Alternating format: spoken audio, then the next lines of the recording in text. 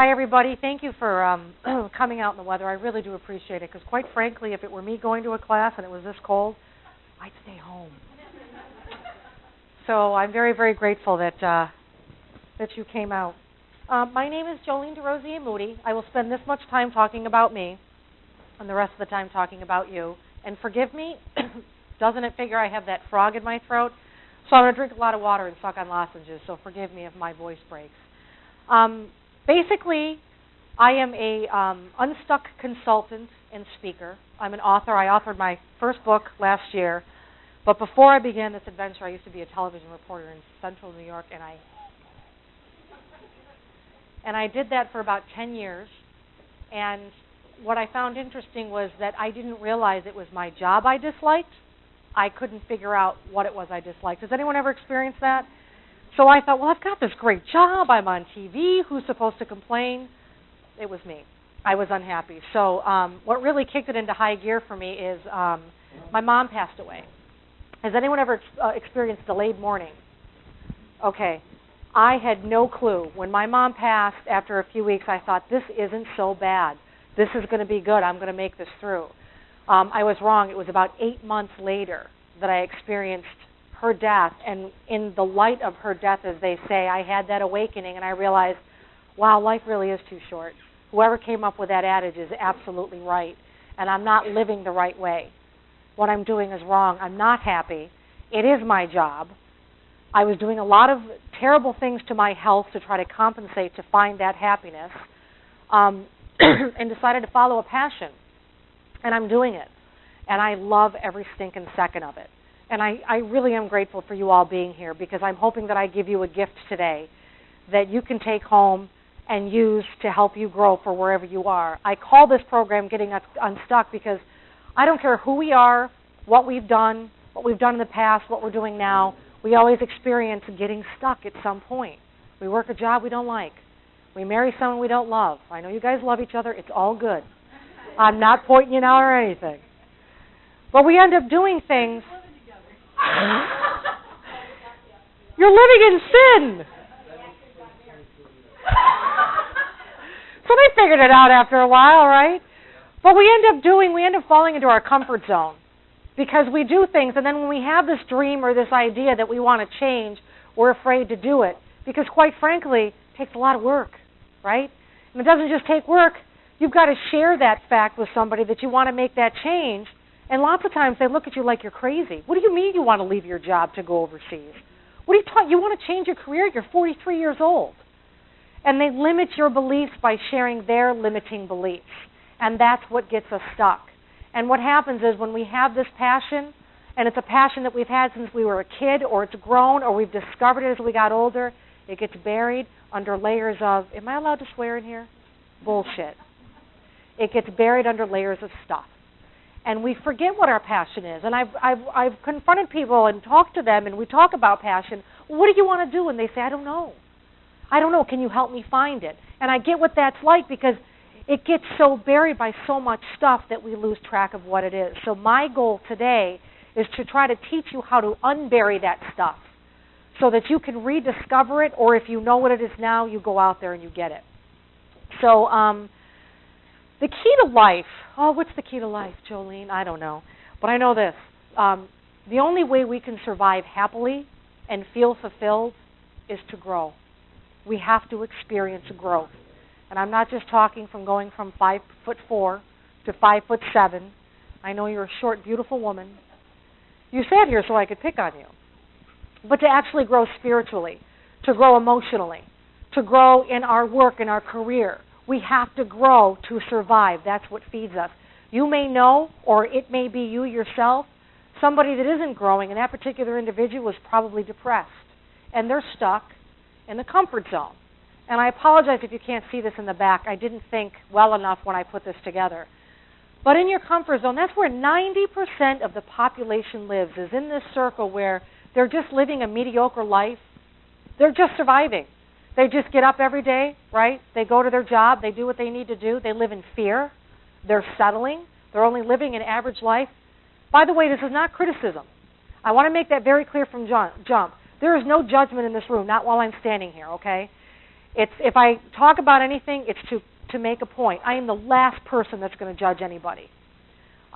We feel very tired because we're drained with energy. That's where depression comes in, and that's where we ask that dreaded question, what if I can't? What if I can't go out and make this happen? What if I can't leave him or her? What if I can't begin again? And we stay here because it's easy. But it's outside this circle where all the magic happens. It's where we have our confidence, we feel fulfilled, we are fearless, we have passion and dreams, there's excitement. There's financial freedom here. There's financial freedom outside of this circle. It's where we say, I can. It's where we feel success. The trick is, well, Joleene, how do I get there? How do I get there? What's the one easy answer? And there isn't one. The trick is, you got to keep pushing. You don't give up, and you stop listening to other people. You listen to your gut. No matter what your spiritual belief is, whether you have one or not, you will hear me use the word universe, you will hear me use the word God, and you will hear me use the word source. They are one and the same, all depending on what your belief system is. So it doesn't matter where you are in life, growth is essential. I don't care how old you are, we said that. But the problem is we allow fear to stop us dead in our tracks. We are born in love. We learn fear. But the good news is, because we learn how to create it, we can uncreate it. And that's the truth. Us here in the Western world, are the most fearful people ever. 90% of the population, we live in fear. We're afraid of our own shadow. We're afraid to step out of our house and experience something new because what if we can't? It's like getting in a car and you're driving on a dark road and you turn the headlights on. You can only see as far as those headlights, right? You can't see beyond those headlights because it's scary. And going beyond those headlights kind of freaks us out because what if? You don't know what's going on there. All right, I'm going to ask a question, and I had mentioned earlier, there's no judgment in this room. This is officially a no-judgment zone. I have been through crap. I'm willing to bet most of you have, and that's why you're in here today. Either that or it's really cold outside. I'd like a show of hands from people that have not gone after a passion in their life because of fear. God, I'm proud of you. I have to admit, when I was writing this and working on it, I thought, I'm guessing that only 2 people will raise their hand because a lot of people don't want to admit that. But I'm wrong.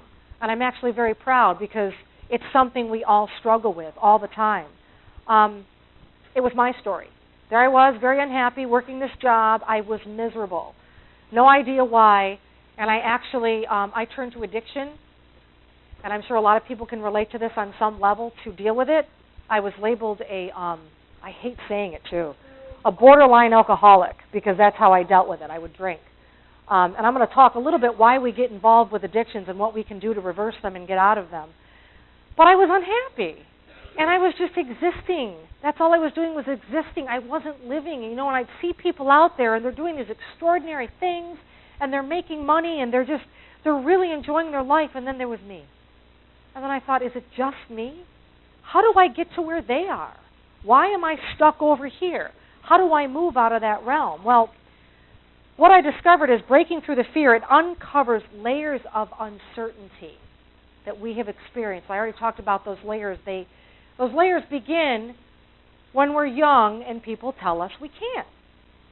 I used to work at American Music Group. It's gone now. And I used to create their websites and put their musical instruments up there and do all this. I hated it.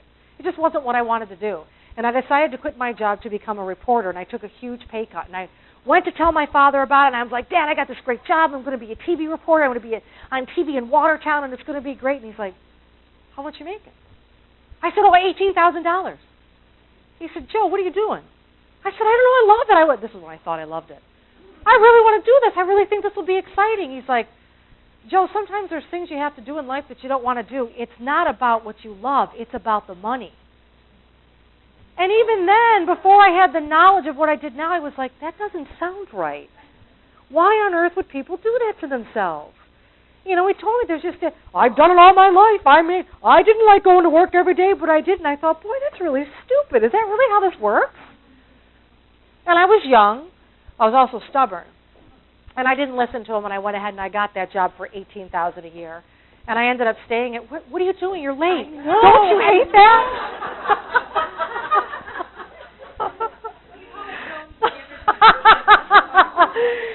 all good. I appreciate it. Thank you. So, there I was following that cultural programming. I was falling into that belief system. And it's easy to do because that's what everyone says. That's the world we live in. We see it on television. We see it on the billboards. It's got to be right. People are telling us, my own father's telling me that's the way it's supposed to be. It's got to be right. We learn what we're taught when we're very young, and we agree to it. Has anyone ever read The Four Agreements by Don Miguel Ruiz? My late lady has. Fantastic book. If you haven't, write it down. I strongly recommend it. It's a short read. It's not long. It's not going to bog you down for weeks. It's called The Four Agreements, and the author is Don Miguel Ruiz, R-U-I-Z. And what Mr. Ruiz talks about in that book, there's one particular chapter that I read several times, and it was called Not Taking Things Personally. And that was a challenge for Joleene because I was misdefensive. And basically what he teaches us is that any anger that people feel, oh, I love that pin. She's got a pin on that says laugh. It'd be great if it lit up. It would cue me. Basically what that did for me is it made me realize that people carry anger with them or frustration with them that has nothing to do with you. Yet we take it personally because the person is lashing out at us. Perfect example, I was in Office Max last week. I had 3 different projects I needed done. And I walked into the store, and if you know the store, it's got a curved counter, and behind the curved counter is a table just like this, and it's where the woman is standing who works there. And I come in, big smile, I got my projects, I'm ready to do it, and I come up to the counter, and I'm like, hi, how are you? And she's standing here, and she looks, and she goes, can I help you? I thought, oh boy, this is gonna test me good, but I welcomed it. Because I knew instantly whatever was ailing her had nothing to do with me. She's never met me. She hasn't seen me. I just walked in the door. If my jacket upset her, I had no clue. It was clear that it had nothing to do with me. And I kept that right here as I talked to her. And I said, I've got this project here and I need this. And for this project, I need this and I need it bound and wound right here. And can you give me 25 of these and I need them cut? She said, sure. What size paper do you need? And I'm like, 11 by 14. She kind of looks at me and she said, 8.5 by 11? I said, yes, Mandy, yes, thank you so much. That's why you're here, to make my day better. Big smile. Instantly, I gave her a gift. Instantly. That made my day. If just for a second I lifted that woman's head and made her forget what she was angry about, made my day. And that's what we're here for. Our purpose, no matter how we do it, what the outlet is, it's to give and it's to fill others. And I'm going to talk a little bit more about that. The thing is, fear is disguised as, fear is anger. So when you see someone that experiences anger or frustration, it's fear. They're afraid of something. Nobody in this world is perfect, but we all experience anger at some point. And if you stop and think about it and do a little digging, there's something you're afraid of that's causing you to react in that way. What I discovered, just before I jumped out of an airplane, and I'll get to that, is fear is really just a tiny, tiny space. And it only lasts about 5 to 7 seconds. That's it. That's it. And here's what I mean, because it's a threshold. I went skydiving, and I'd never done it before. And it was my husband's idea, and at the time when he proposed it, I was trying to decide whether I wanted to leave my job or not. And I was trying to brainstorm in my head how I was going to do this, because, people, I got free cable. You don't walk away from a job when you have free cable. I had a great pension. I had a great retirement plan. I had a good job. I had 40 hours a week. I was secure. It was an okay salary. Just for the record, TV reporters do not make a lot of money. It's a huge misconception for people who think they're making 40, 50, 60, or 1,000 or more. It's not what it was. So he had no idea I was brainstorming this in my head, and he comes into the living room, and he basically was like, you got a minute? Now, I'm in turmoil here. All my nails are gone. And I'm like, well, Mark, what? He says, well, basically his niece, who's 19 years old, was graduating from JCC, Jefferson Community College in Watertown, and the present that she wanted was a skydive. And her grandfather, who's my father-in-law, he wanted to jump too. He was 79. He did it when he was like 68. He wanted to be like George Bush and jump out of the plane too. So he called my husband to see if we wanted to go, and Mark was very, very excited. He wanted to go. So At first I'm like, Mark, no, I don't want to jump out of a plane. How am I supposed to jump out of a plane? What's this going to cost us anyway? All of a sudden this light bulb. Fear, exactly. But this light bulb popped up in front of my head. I thought, wait a minute. If I can jump out of a plane at 10,000 feet, I can quit my job. That was my rationale. If I can jump out of a plane, I can quit my job because it's fear that's holding me back. What if I did something really bizarre? If I could do that, that would empower me. Now, most people would probably choose to do something else.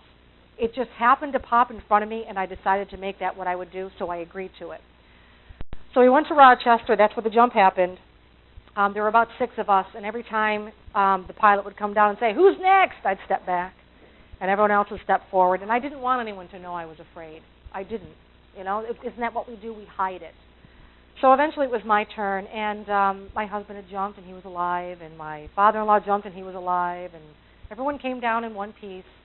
So it was my turn, and they give you, has anyone ever gone? No? Did you go tandem? Okay, so I went tandem too. Tandem is where you're with someone. You are not alone. So even if you don't want to go and you're flailing, you're going. So they give you this rubber cap, and how that's supposed to keep your brains intact is beyond me. But we go up, and we're at about 10,000 feet, and I was good. I was good. You know, everyone else jumped. I'm going to be good. So then we've been waiting for 2 hours. So once we go up, I'm okay, no fear. Well, there was another woman that was in the airplane, and she was jumping solo, so she's a seasoned jumper. And then there was the pilot. There was myself. There was my tandem guy, and then there was the photographer. So the one that's going to jump alone, she gets ready, and the door opens, and my heart drops.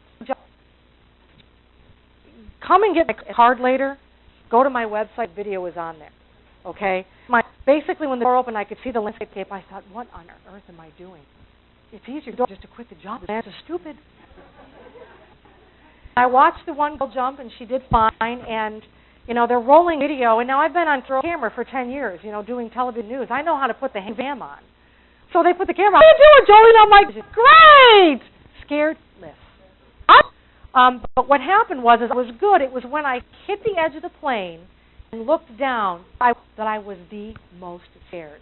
And I thought, the hour they spent with me beforehand teaching us as a class how to do what we're supposed to do, you got to get on your knees, you got to cross yourself, all this other stuff, it was gone. I don't remember anything of what I was supposed to do. All I knew was I'd talk to this guy, and if he goes, I go with him. And I thought just for a second, I can tell him I don't want to do this, because one of the girls in the class before we went up said, what if we don't want to jump? What if we don't want to go? And the instructor said, you don't have to. I'm going to keep your money, but you don't have to jump. So I thought I had an out, and I was just about to nab the guy like this to tell him to get me off the threshold. Next thing you know, I was out the door. And then I was good. I was still scared, but I was good. I had him with me. It's absolute silence as you're just sailing through the air. And what I realized after that was over was the amount of fear I experienced was only 5 to 7 seconds. It was right on the threshold. That was it. It's not days of fear or weeks of fear. That's what my mind does. But the actual fear factor, 5 to 7 seconds. That's it. Tiny space. And we're going to talk more about that later. But first I want to talk about why we're even fearful to begin with. Can you do me a favor, somebody, and just close that door? Because I'm afraid I'm easily distracted.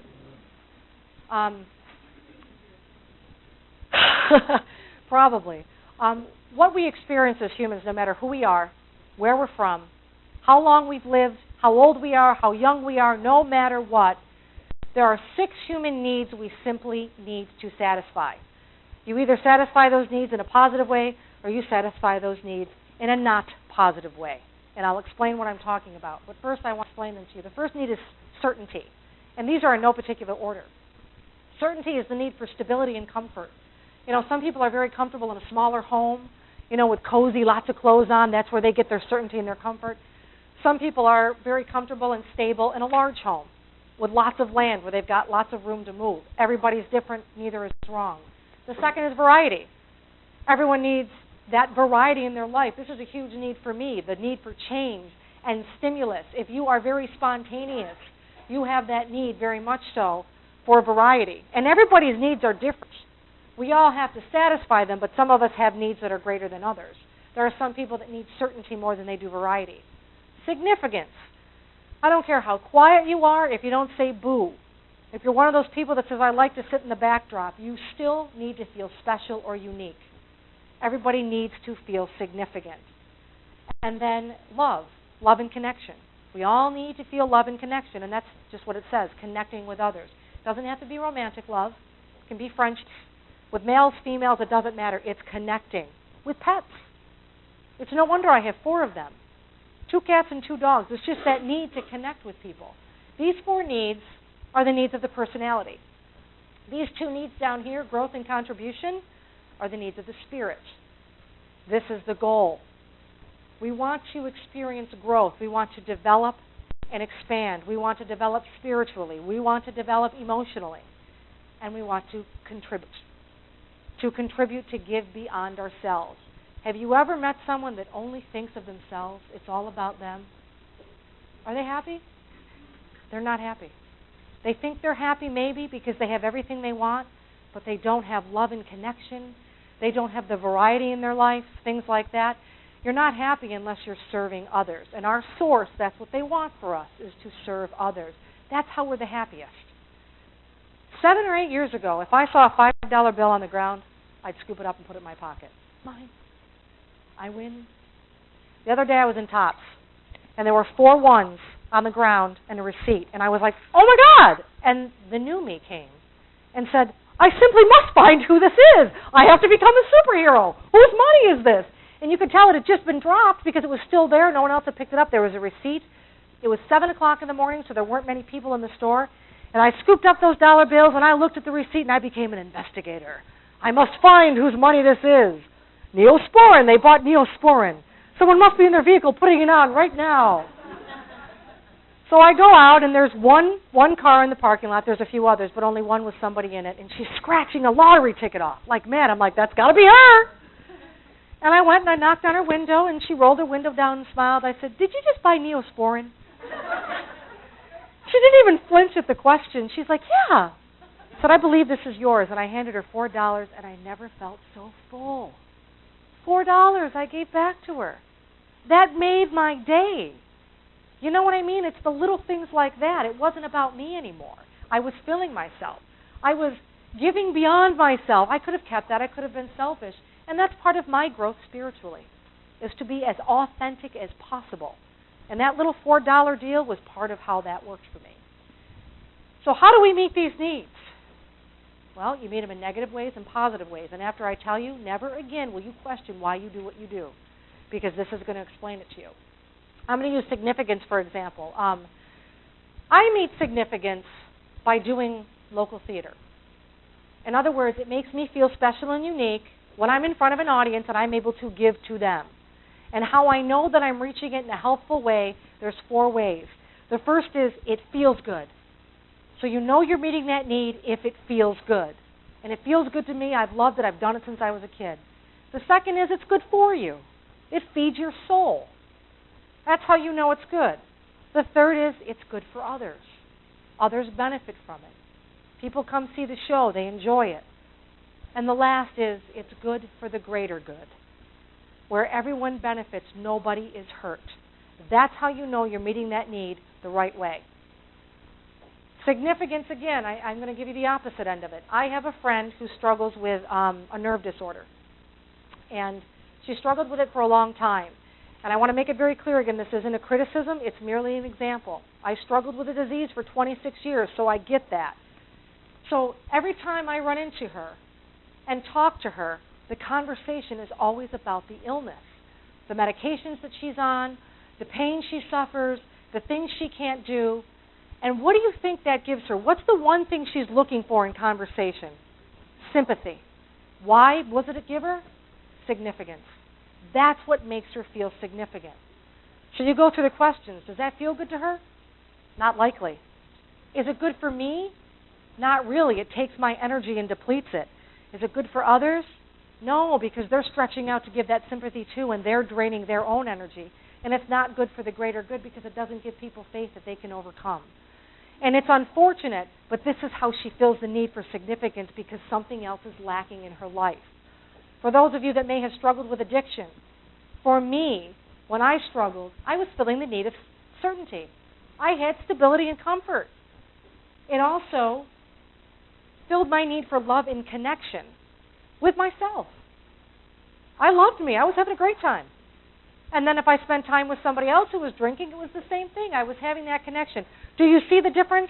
There's positive ways you can meet it, and there's not positive ways. Ways that can empower you and ways that disempower you. You will not experience growth or contribution until you learn how to meet these needs and you do fulfill these needs in a positive way. So when you leave here and you do something tonight, stop and say, why am I doing this? What need am I trying to fill? And you won't have to ask yourself anymore, or why someone you know or that you live with does what they do. Now you know why. They're trying to fill a need in a certain way. When there's people who, I was going to say adultery. I don't even know if that word is used anymore. Is it used still? When people have extramarital affairs, 9 times out of 10, 10 times out of 10, it's not out of lack of love. It's because someplace in that relationship, love and connection isn't there. And so they're going outside of the relationship to find it. And it's very, very difficult to make people in relationships understand this. If you struggle with this, she was here earlier today. She's not tonight. Her name is Heather Paris. Take one of these bookmarks. It's got her contact information. She helps people who struggle with relationships and helps people understand that very fact right there, so they can get back into a healthy relationship. She's actually offering a teleseminar. I think it's $20 to call in. It's information that's invaluable, so just something to consider. So you have these human needs. You need to fill them. The goal is to fill them in a positive way so you can grow and contribute and live that all-fulfilling life. So the trick is, okay, Joleene, that's really fantastic, but how do I get there? Well, it depends on how you look at the different things that happen in your life. We all have events that happen in our life, yes?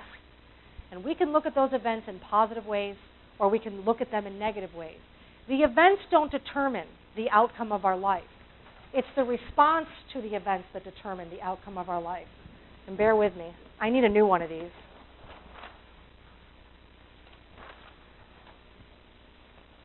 There it is. ERO. Anybody familiar with it? Anybody heard of it? Jack Canfield teaches it, but he's not the originator. And forgive me, I don't remember the originator's name, but it was some sort of philosopher or doctor who came up with it in the early 1900s. But basically, the idea of this is we have an event in our life. It happens. Our mother passes. Our response to it, we mourn. We become very depressed. We stay inside. The outcome, we remain depressed. It's not the event that determines our life. It's our response to the event that determines our life. Who watches American Idol? Okay, I don't really either. But I used to. But I'm on Facebook, so you may have seen this if you're on Facebook. Lazaro Arbos, I wrote his name down. 21 years old, originally from Cuba, now in Florida with his family, auditions for American Idol, but he has a stutter. And he can't get the words out. And you're thinking, as this guy's talking, how are you going to sing a song? How can you stand in front of these judges? You're standing in front of Mariah Carey, Keith Urban, right, Lori? I think of you every time I see it. Lori has a crush on Keith Urban. And all these judges, and he's trying to tell them that he's going to sing, and he does this to try to pull the words out, bridge over troubled water. And your thought of the viewer is, how are you, what are you doing? He sings it beautifully. Julie and I just watched it. Julie is a friend of mine. She's helping me out here today. She's my assistant. And she heard me tell the story. I said, I got to show this to you. And she got goosebumps from it. He's got over 1 million hits on this video, and they haven't even started the show yet. They're still in the audition process. The event in his life, stuttering. He has no friends, he tells you in the little cameo in the vignette that they create. He's been lonely all his life. The response, audition on American Idol. The outcome, he's an idol already. Over 1 million hits on that YouTube video. It's giving me chills right now thinking of it. If that young man can step on a stage and face fear and allow the stories in his head to go a different direction, to conquer and have what he wants, anybody in this room can do it. Anybody. Because right between the event and the response is our story. That's what we tell ourselves. That's what keeps us in the house when we don't want to go somewhere. That's what keeps us locked in a marriage when we don't want to get out of it and it's messy. That's what keeps us at the job we can't stand. Well, I can't find another job anyway. I'm in my 40s. Who's going to hire me? I can't lose weight. It's not going to happen. There's no freaking way I can do it. I can't quit drinking. I love it too much. Stories. They're all stories. And we're going to talk a little bit more about that as I go. What happens when we get trapped in this story, we know that we're telling ourselves a lie. We know it. We get caught up in what is known as the crazy eight. I have a certification through Robbins Madonna's training. Anybody remember Tony Robbins?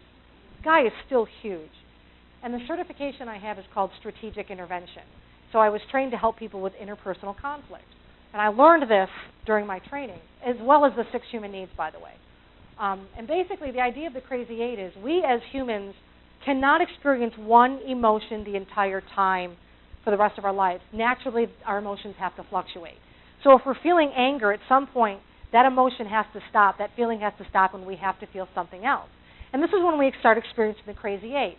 So my emotions are up here as an example. When I feel anger and I'm locked in anger, and let's say I'm feeling anger because I've always had a poor relationship with my father and it's not resolved.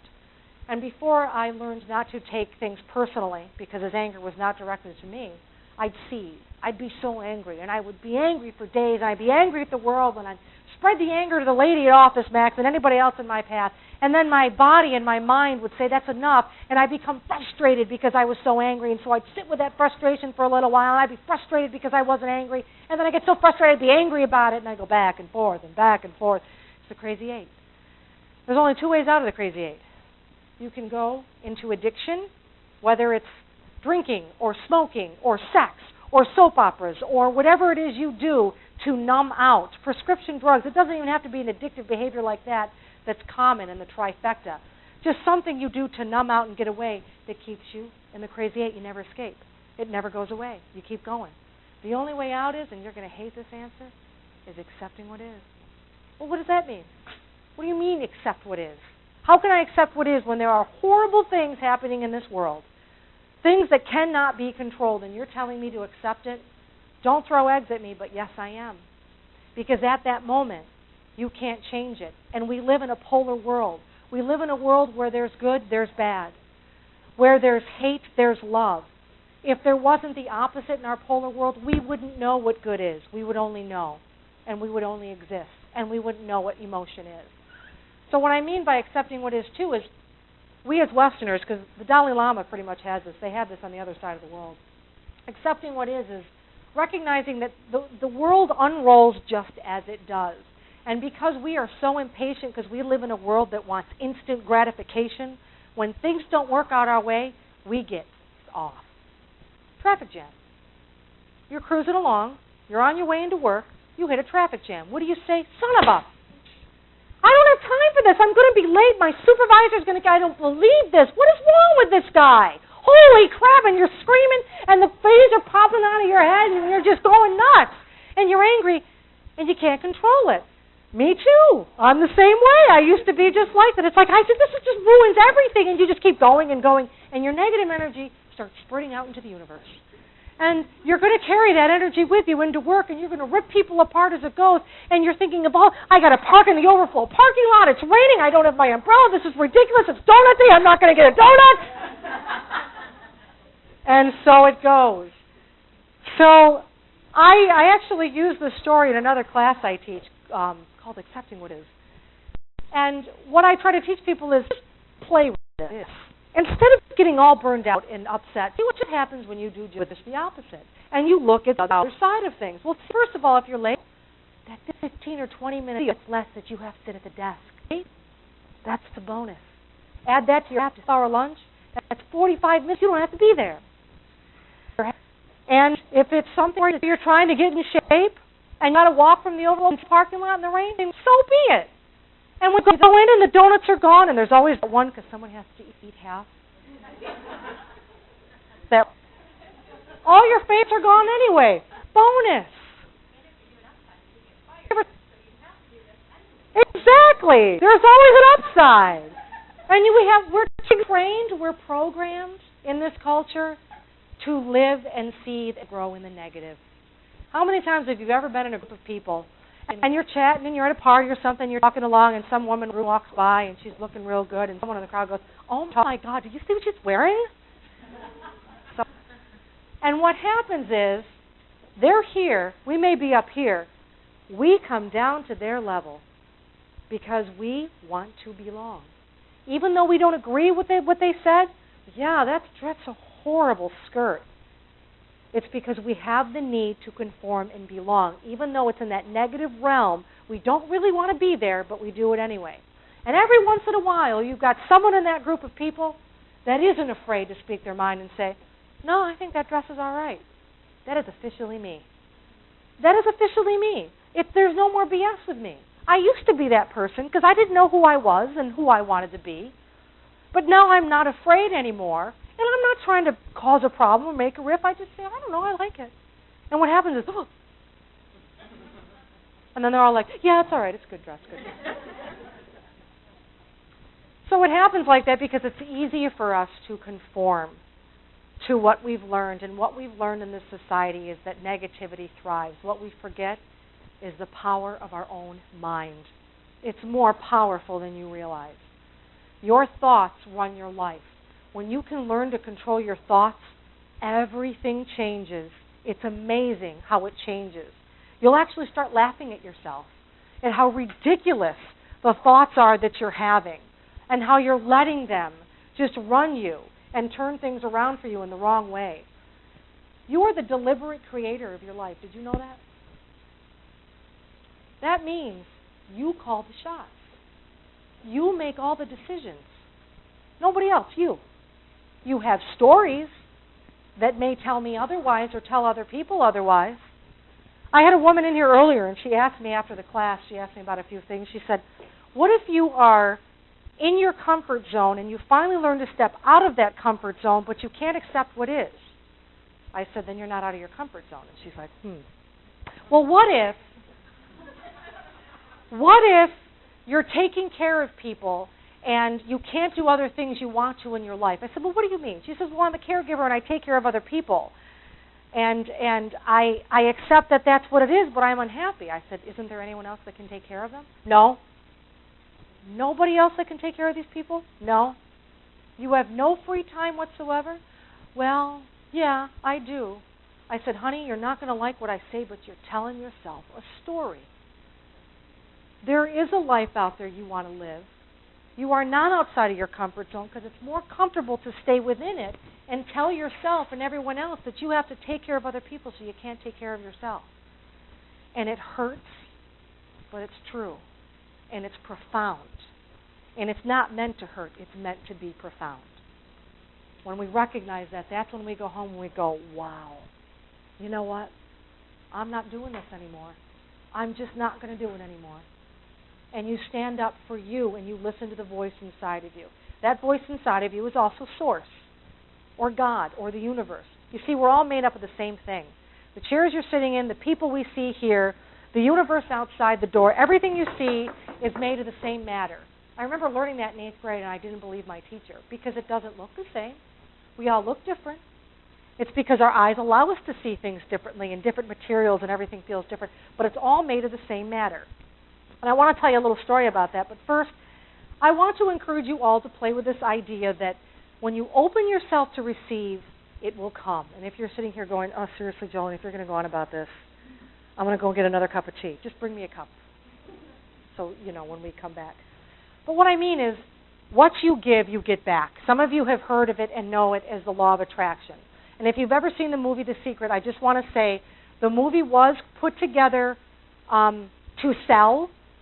So it was marketed in a way to be very intriguing, but it doesn't quite work that way. You don't just think of a cup of coffee and it appears, okay? But when you do think and you open yourself to receiving, the universe aligns itself and brings it to you in the universe's time, not your time, not all our impatient time, right? So here's what I'm going to tell you exactly how I started playing with this. Here's a story. When I was in my 20s, I was in debt like $4,000, which isn't a lot for a lot of people. It was some student loan stuff and everything else, and I thought if I just had $50,000. If I just had $50,000, I could pay off that debt, I could buy a new car, and I could put money away. And then I'd stress about money, and I'd write the checks, and I'd pay the bills, and then I wouldn't have the money, and that thought would disappear. And then a few years later, I'd think, if I just had $50,000, just $50,000, that's all I would allow myself, too, because I didn't want to take it from anybody else. So just $50,000 is all I need.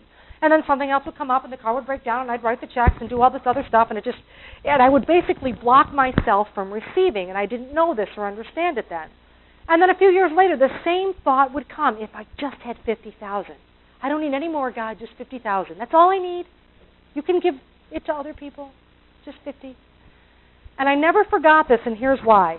When I left my job, when I was in my job, I had a knee injury because I carried about 50 pounds of camera equipment. And my knee kind of blew out, and I had to have surgery, and so workers' comp. Has anyone ever dealt with workers' comp? Oh, you'll relate to this story. It'll be great. So they took care of it, which was fantastic. Then about 3 years later, I was shooting an arraignment. I worked for Channel 10. They're YNN now. I was shooting an arraignment in the courthouse, and it was me and then Channel 3, 5, and 9. And I was the only female. I was what they call a video journalist. You shoot your own video, you write your own story. You're the reporter and the shooter.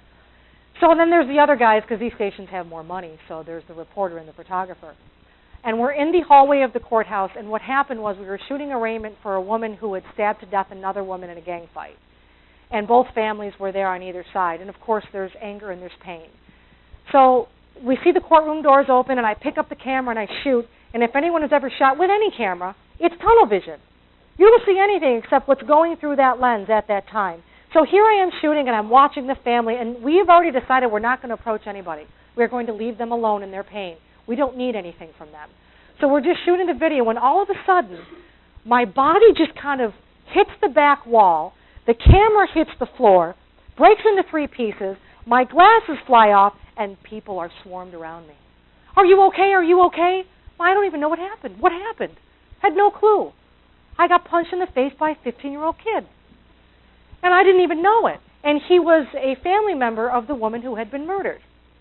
And I look down the hall, and there are just cops running after this kid. They're throwing him up against the wall. My heart is breaking, true story, because he's just a kid.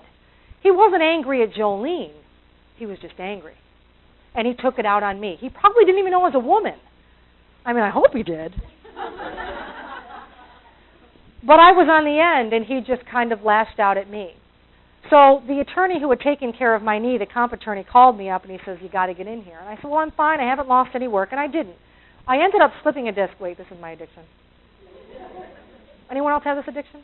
Oh, thank God. I'm not alone. Even though I didn't lose any time, I did have a slipped disc, and so I would need the physical therapy or whatever it is they were going to do. So I went in and I got that, and what happened is I couldn't carry the equipment anymore. It was like almost 50 pounds worth of equipment, so they brought me down to this really tiny camera, and to keep a very long story short, I just didn't belong there anymore, and I couldn't do my job efficiently, and I ended up leaving my job. So I decided I was writing at the time, I did a lot of freelance writing, to start my own sole entrepreneurship. It's what I'm doing now. I wanted to write a book. I wanted to speak just like I'm doing now. I wanted to teach. But in the beginning, if anyone has ever started their own business, you're crawling through the trenches.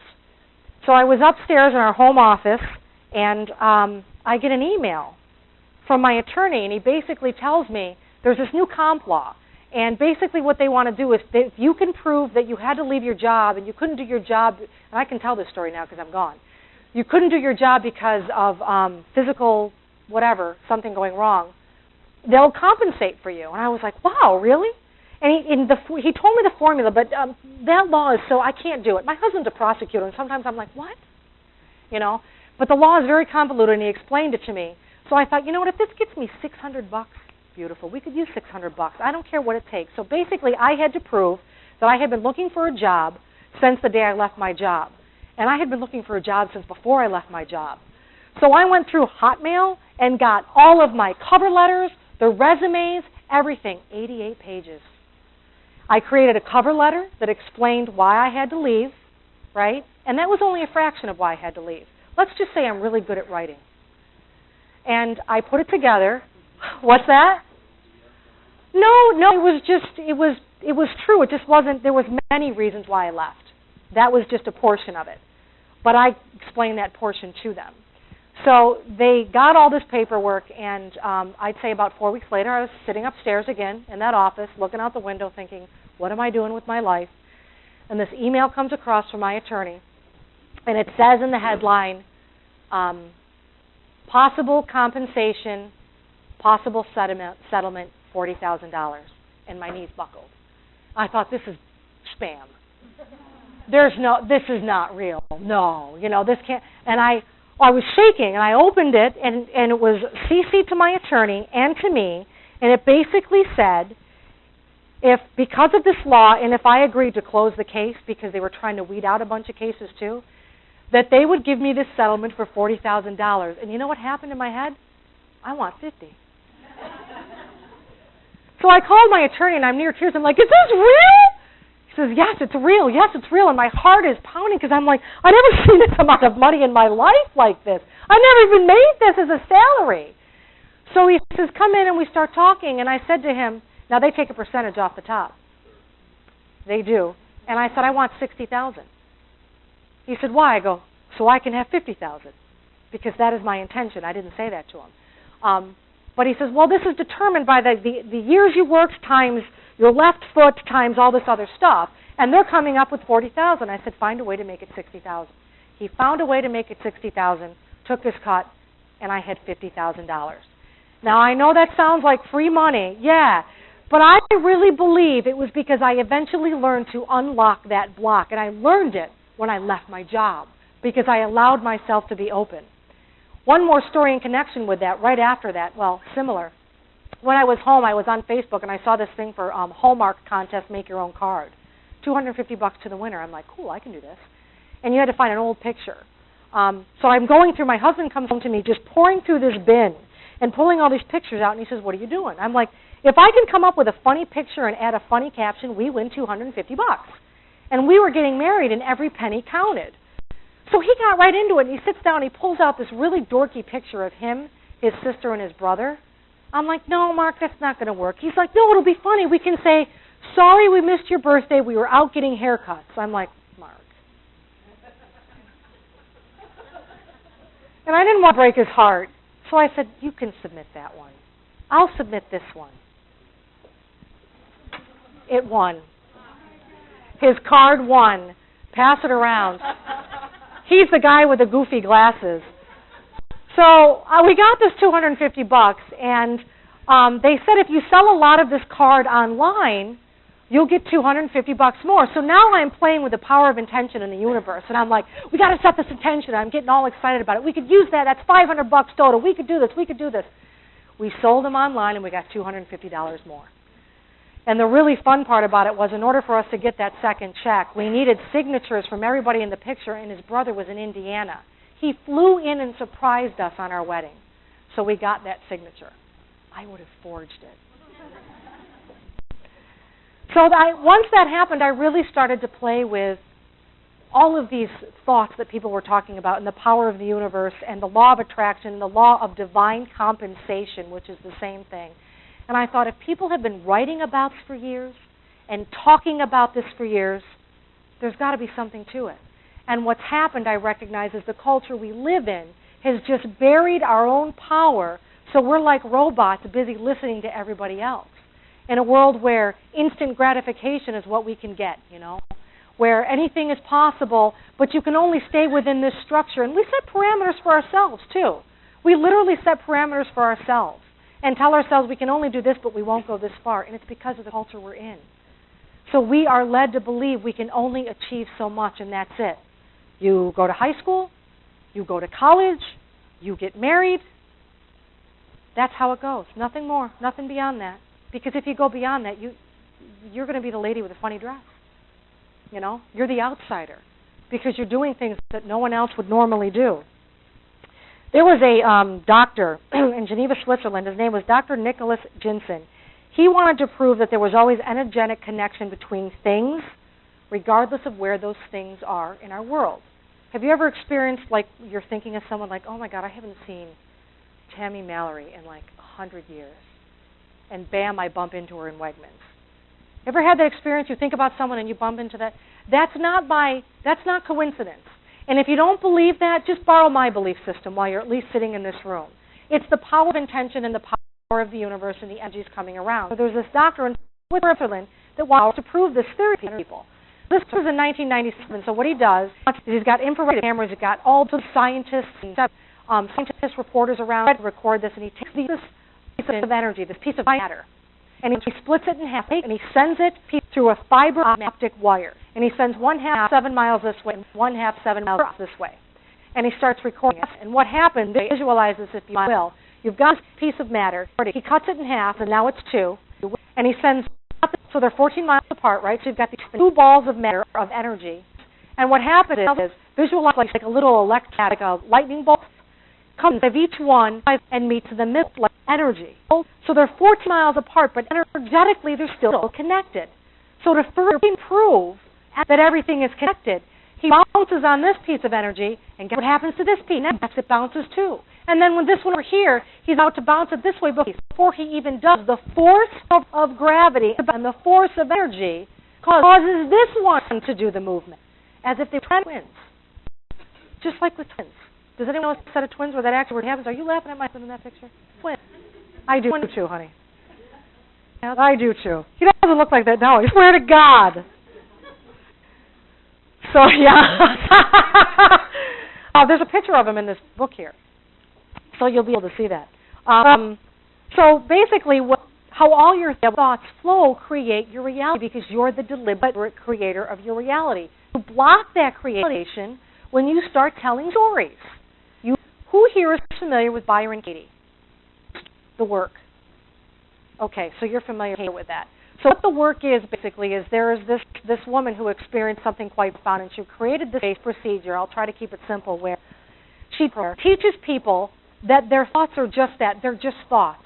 And they're not as true as we make. We believe our stories, and so help me God, my story is not true, because that's the way it is. How defiant we become about our stories. And you can't tell me that there's nothing true. So the idea of the work, you can see that every projection we have is really just that. It's a story. And rarely, okay? And he works, and when I was still working in news, I seemed to always, and so if we passed each other, we'd wave, and then he'd text me, hey, good to see you, and then we'd text each other. One day he sees me and I wave, and he texts me, our song is on the radio. I thought, I'm married. And so are you. And my first thought that came in my head was, and his wife sees this thread, I'm cooked. So I was very diplomatic about it, and I'm like, oh, that's great. Oh, gotta go. And then he'd come back with, remember when we would listen to this song? And I think it was Journey, for God's sake. Remember when we listened to this song and this, and the other thing? And still it's me trying to be like, oh, yeah, that's a great memory. Look, I got to go. And I was doing everything I could to stop the conversation, just in case, because I had this vision that his wife was going to see the phone, and somehow it was going to look like we were rekindling this 25-year-old relationship. So it was bothering me. Even after I kind of blew him off and texted him away, I happen to be friends with his wife, and all of us from high school are still friends. And we were supposed to be doing something that night. I think maybe a girls' night out. Sometimes we do that and get together. So I texted Lori, are you going tonight? Bleep. And I wait. And I wait. And she's not responding. And I'm like, oh, my God. She saw the thread with her husband. I ruined their marriage. All these thoughts are going through my head like I had them officially divorced. I had her coming to the house with a gun to kill me. Just the stories were just rolling, because that's how it works. I had this whole procedure in my head. Her ringer was off. Do you see the pain I put myself through? That's what we do to ourselves with these stories. So I want to try this with somebody, and I'm looking for a very brave volunteer, but I want to try the work on somebody. So is there someone that's willing to be a volunteer and play with me? Oh, my God, let's start with you. Stand up. All right, so I need you to be completely honest with me. And like I said, there's no judgment in this room. Certainly not by me. So what I want you to do for me is to tell me about a time or a problem that irritates you or depresses you? Oh, crap. That was the response to my last class. Where do you want me to begin? No one I know in this room. Okay. My boyfriend and his business partner. What about them? He spends the majority of his time at work. Your boyfriend does? Yes. With her, and it's their job, and they do a great job. Really good. No, this is the biggest crap in my head, and everything is saying, like, I'm doing this to myself. Well, wait, slow down. I want you to stay. This is also called the inquiry. I want you to stay within the question and answer because we're going. We can't do therapy sessions here. My boyfriend spends too much time at work with his female business partner. Okay, stop there. All right. What thoughts are you attaching to that? Well. Give me one or two, short. Well, let me just explain. One of my ex-boyfriends had left me for his best friend's wife. Everybody follow this? So that is my thinking that if these two are good friends, that eventually he would leave with her, even though she has a boyfriend. Okay. Yeah. I know Allison, by the way, so. Okay, so this is the story. This is what I've asked you to tell me about. My boyfriend spends too much time at work with his female business partner, and I feel like he will leave me for him. I'm sorry, for her. Is that true? That's my thinking. That is true. Is this true, that he will leave you for him? No, absolutely not. Okay. Is it absolutely true that he won't? I don't believe it would be true. Okay. For some reason I'm torturing myself. No. But are you following me so far? Okay. So how do you react when you think this thought? I hate it. What does it do to you? It makes me feel horrible. Mm-hmm. Can you see a reason to drop that thought? Yeah, because I'm pushing myself, and I know it's not true, and it's not fair to him for me to be thinking that I can't trust him. Who would you be? What would you be? How would you be without that thought? Wonderful. Which is pales in comparison. Now we're going to turn this statement around. He will leave me for her. I got to think about this. It's Ben, right? Crap, this is going to be on YouTube. I'm sorry, Ben.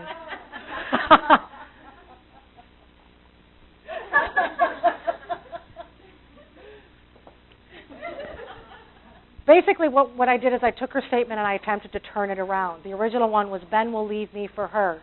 And I'm offering a turnaround of, I will leave Ben. Which is truer? I will leave Ben or he will leave me for her? Oh.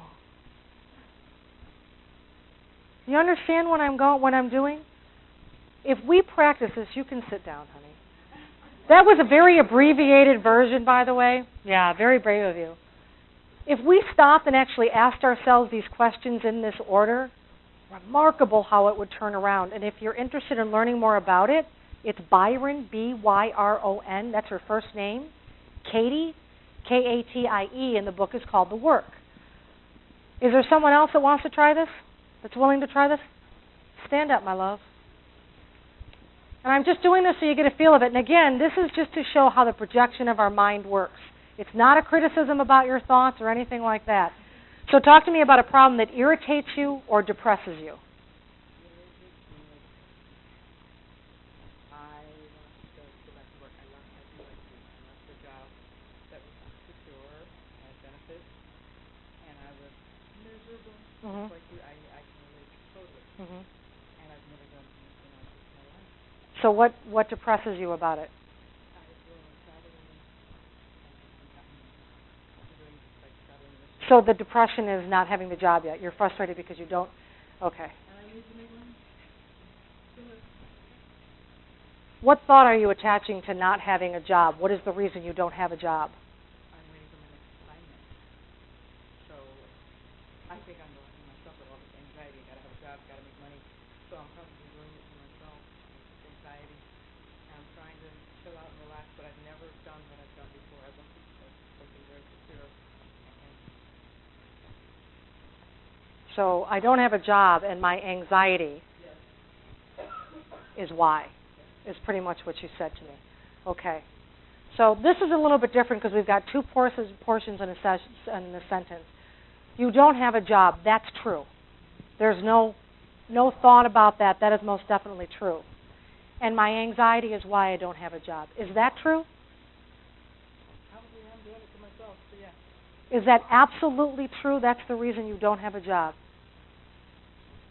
And there's no right or wrong answer. Tell me what you think, not what you think I want to hear. I really think I'm comfortable doing it to myself. Okay. I'm used to the security of having a job, having benefits, having a regular paycheck, and I left my secure job, left my benefits, left everything, and wanted to try to find myself and be out there. And so the anxiety is causing it.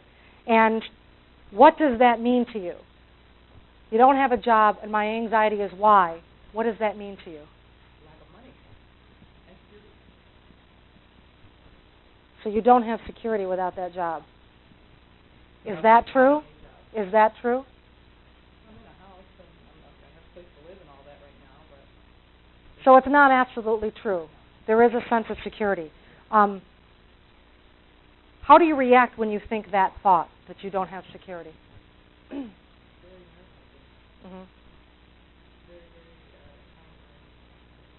Who would you be without that thought if you didn't own it, think it, or feel it? A more relaxed person, and it would probably be like Murphy's Law. Everybody would call me. Yeah, right. So to turn the sentence around now, I am secure. Which is truer, I am secure or I have lack of security? I am truly honestly, I'm secure. You are secure. So your thoughts have allowed you to go all the way here. When we just discovered literally in 5 minutes, less than that when you pick it apart, it's just your thoughts. You are secure and you know it. You have the home. It's good so far. You see what I mean? So are we following this here? Thank you. I appreciate it. What kind of work are you looking for?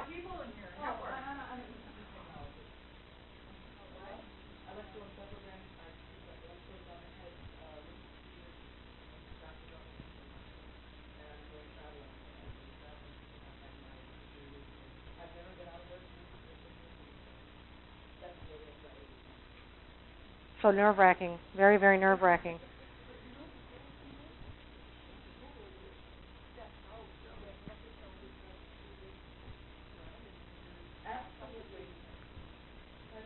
Yeah. So you're facing your fears and you're recognizing them. So at least you recognize when you have that story that that's what it is. It's just a story. You know, and there's so many different lies we can tell themselves. I did the same thing. I'm not going to, how can I possibly do what I want? How can I possibly follow a passion? That's ridiculous. And that gets buried under lots and lots of stuff. And it gets buried and it starts as we grow, as we're kids, because people tell us that we can't. And here's the only thing I can tell you. There's lots of different books you can read to try to unlock your passion. One of them is I Know What Your Dream Job Is. It's by Sue Frederick. That's one of them. Another one is, I keep forgetting the title. It's the one that Julia, you have right now. Dan Millman is the author. What is my purpose or what is your purpose? There's another book that was very, very helpful to me. But the bottom line is, have you ever heard anybody say, just sit and get clear? I'm like, wow! How do you sit and get clear? What does that even mean? You know, and so I go into this room and I sit, I light a candle, and I sit, and nothing's coming. What that means is it's really going back as far as you can go, and we all know what lights us up. You know, there's things that we do. You know, if you're tickling the ivories and you like to play the piano and you want to excel in that and go forward, but you're telling yourself that you're too old, which is a story, it's because there's a passion there. For me, ever since I was little, and this is going to sound a little bizarre, I was always attracted to paper. All different colors of paper. I liked to draw on it, and as I got older, I liked to write on it. And then I would cut the paper, and I would paste different things, and I would staple it along the side, and I would give it to my brother and force him to buy it for 10 cents. This little magazine I put together. I was just attracted to paper. And then as I got older, I was attracted to writing. And I started writing stories for my friends when I was in junior high and high school. I still have them today. My first submission ever to a magazine was to Cosmopolitan magazine. The story was called Michael's Nightmare, and I wrote it in longhand because I didn't even know that it had to be double-spaced and typed. I was just a girl that wanted to write. And as time went on, that passion got buried with the I can't, writers don't make money, authors don't make money, why would you write your own book? And it got buried, and I kind of forgot about it. Does that make sense? So then I get this job, and I'm in television, and that's cool because I've always enjoyed that aspect. I went to school for radio and television, so I really liked the whole technical end of everything and being on TV and going live and the adrenaline. But what I really liked the most was the writing. And I'm like, gosh, here, and I knew it was resurfacing. The struggle is, how do I utilize that? How do I make that work? Where do I incorporate that writing to make it work so I can grow? And as much as people don't like this answer because we live in the world where we want instant gratification, it's trial and error. Have you ever done something and you're just like, oh my gosh, this is spectacular? I just interviewed a woman, she's 70 years old. She's been mushing, dog sledding for 10 years. She's never been happier. It's her passion. She discovered it when she was 60. It's her passion. She's like, oh yeah, she's crazy about it.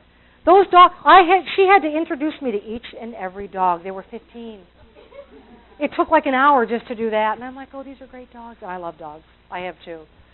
So it's really, and the thing for her was always physical. She liked the physicalness of things.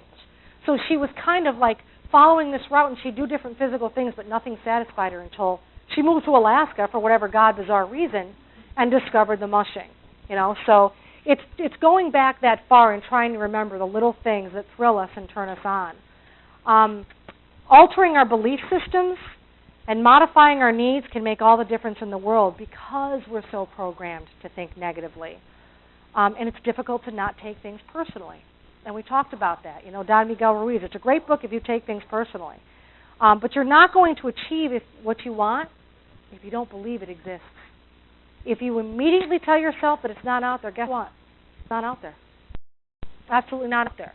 And the more negative you are and the more time you spend with negative people, the more they'll suck that right out of you and you'll never know it. When Mark and I were moving in together for the first time, he had a friend, Dave, help us move.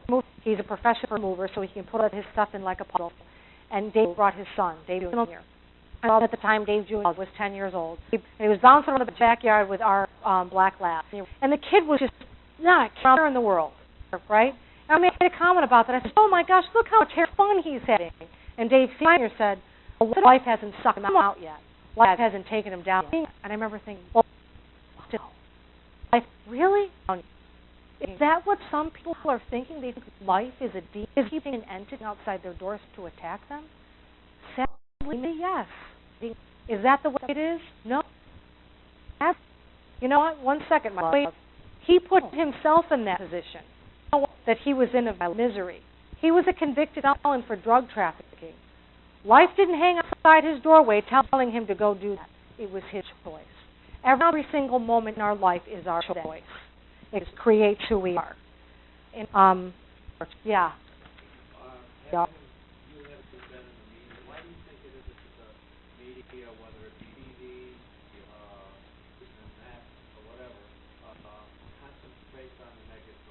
Sensationalism. Does anyone know what sensationalism is? It sells. Sensationalism, if it leads, it bleeds. And that's what they used to teach us. If it leads, it bleeds. And people want, look what's more important than news right now. What website can you type in that you think more people go to right now? It's 3 letters and there's a Z in it. It has to do with celebrities. More than NBC or MSNBC, it's TMZ. What's going on with Angelina Jolie? What's that? I don't know what the 30-mile zone is. Oh, yes, I'm sorry, yes. So people are more intrigued with other people's lives and the pain they feel. Why? What's that threshold we talk about? Because now I can relate and my life isn't so bad. It's the same thing with the reality shows, and that's why they're so successful. And if you're familiar with Dr. Wayne Dyer, another great guy, he will tell you, turn the television off. I don't watch the news anymore. And people will say to me, hey, did you read that? I just went out to dinner with an old friend. He's like, did you read that article about, and he's a defense attorney and my husband's a prosecutor, and I used to be a reporter in the courthouse, so I was always up to beat with this stuff. Did you read the story about this? I'm like, I have no idea what you're talking about. You got to keep up to date. I'm like, no, I'm good. I'm good. And the things that trouble me, and maybe to some people that's ignorance, or ignorance is bliss. To me, I don't feel that negative energy anymore. Quite frankly, I go through my news feed, and half the time I'm like, on Facebook, oh, gosh, these people are so negative, And it's hard to move, and you've got to gently, as I say, gently move them out of your way. The whole situation that happened with Sandy Hook. I want to explain this, and I hope you follow me, but when the situation happened with Sandy Hook, right now people are actually talking about it being a conspiracy. Are you familiar with that? You know why it's rolling like that? It's negative energy. That's what's feeding that, and people don't realize it. Whether it happened or not is not my business, or each way, your thought system or what you choose to believe is what you choose to believe. But the reason it continues to roll, and we just had a shooting at Texas, is we're feeding that negative energy, and people don't realize this. They're thinking, I'm sitting in New York State. How am I feeding negative energy in Texas? You are. You're admitting it into the universe because, again, we are all made of the same matter. Miserable people attract miserable people. Happy people attract happy people. Good situation. I'm not saying that if you're happy that you're not going to spill your cup. For God's sakes, the last class, I tripped over that thing and stepped on my microphone and ripped it right off of me. That doesn't mean that things aren't going to happen to good people, but one, you're going to look at them in a different way, and it alleviates the way you look at it because of your story. But you don't want to spend time with people that suck the energy out of you. There's an awful lot of people that will. And that's the hardest part. And someone asked me once, this book I wrote, it was published in February. And it's a self-improvement book. And there's parts of my life in it that I reveal pretty much like I did today so people could understand and parallel the story. And I reveal something in here that I even hate saying the words today. But CNY Woman Magazine, I write for CNY Woman Magazine, and they did a cover story on me in April. And when the reporter was interviewing me, she said to me, and I thought it was such a great question, she said, have you found that your friends have changed? Since you've learned to look at your life differently and your point of view has changed, have you found that the people you spend time with have changed? And it has. For the better. At the same time, it's difficult because you've got these people that you love and you know that are in pain, but you know they're not serving you. And if you don't give yourself permission to walk away from that person or gently turn your back, I give you permission, because it's the only way you're going to grow. And growing is exactly what we need to do. It's the only way we grow spiritually. So I want to talk on the last point here. I want to go back to the tiny space I was talking about. So people sometimes feel that you can be of help to that person without being drawn down, like a lifelong friend. And say, that person is a friend, that person is So you're asking for permission, essentially, is what you're doing. No, but there are things. You dump a friend you've had for 50 years? No, I think there are still people in my life that are my friends that have been for years that I limit my exposure to. Because it doesn't take long before all of a sudden you're like, oh my gosh, and there is that love. I still have that love for them, but I do limit my exposure to them. And that's what I was talking about. It's difficult sometimes to make that shift. And I know exactly what you're talking about. So I'm not here to say, dump them and get rid of them. Limit your exposure. And always shine your light on them.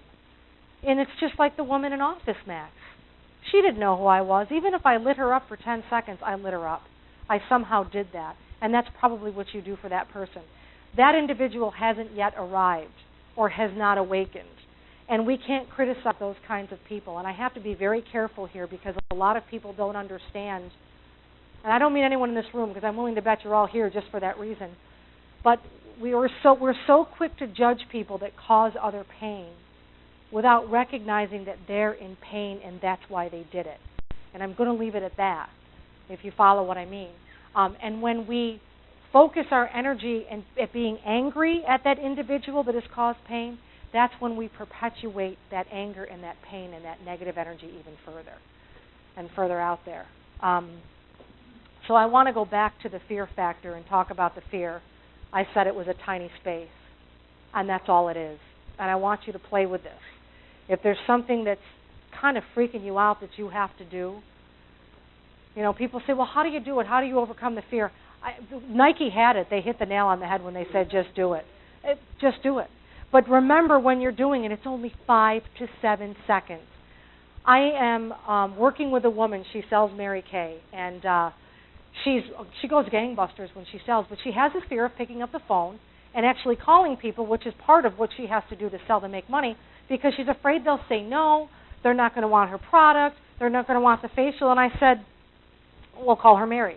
I said, well, once you're talking to them, how do you do? She goes, oh my God, great, 90% of the time they buy. I'm like, 90% of the time they're buying? And I said, do me a favor, you got a stopwatch or a watch? She says, yeah. I said, look at the second hand. When it gets on the noon, I want you to dial my home line. And what I want you to do when it hits noon is to pick up the phone and go through the process that you do of dialing, and don't change anything, just go through that process, because the fear she's experiencing is before she picks up the phone and she's telling her stories, to the second they say hello. She timed it, it was 7 seconds. It's that threshold of fear. Once that person said hello, she was good. She was in the door. Yet we take that 7 seconds and we make it a crater. We take that tiny space and we make it a crater. And how many times have you experienced you just step over that 7 seconds and you're good? It's gone. Once you dispel the fear, you're no longer stuck. What gets you stuck is the fear. There's no antidote. There's no magic potion. There's nothing you can do other than to face it and push through it. And remember the 7 seconds. Overcoming that fear, and remember, you created it, so you can uncreate it. Once you do that, it will uncover all of those layers that are holding you back from following those passions. And the truth is, when we know what it is, and it can be revealed to us, we start dispelling the fear, we become very authentic with who we are, and we listen to our inner voice. Now, just real quick on authenticity. Does anyone know what projection is? Okay. For those of you that don't know what projection is, when you get mad at somebody, projection is the theory and the thought that the reason that you get angry is because they are projecting a mirror image of what's going on inside of you. So before I understood this, there's a woman that works in the same industry that I'm in who I feel is disingenuous, who I feel is not authentic, and it makes me mad. You know, she doesn't get the numbers quite right, and she says things that aren't quite accurate, and it makes me mad. And I was sharing it with somebody else, and a vein was popping out of my forehead, and they said, God, Jolene, what do you struggle with when it comes to authenticity? I'm like, what are you talking about? And then I realized what it was. I spent so many years of my life trying to be somebody else that when somebody else is trying to be somebody else and is disingenuous, it makes me angry because it's hitting that nerve. It's that projection again. So the next time you do become angry with somebody, stop and think, why is this affecting me? What am I fearful of? Being revealed as so? Just stop and think about that next time. And stop and think about that tiny space. Because once you learn to step over that tiny space, you're good. And I teach you how to do that further. I actually have a program. It's called How to Get Unstuck in 7 Seconds or Less. And that's that 5 to 7 second rule. And I don't believe in instant gratification, but I know that that's the case. And I normally sell that audio program for $197, but for the folks in the room today, I'm selling it for $97, plus the tax. Here's the thing.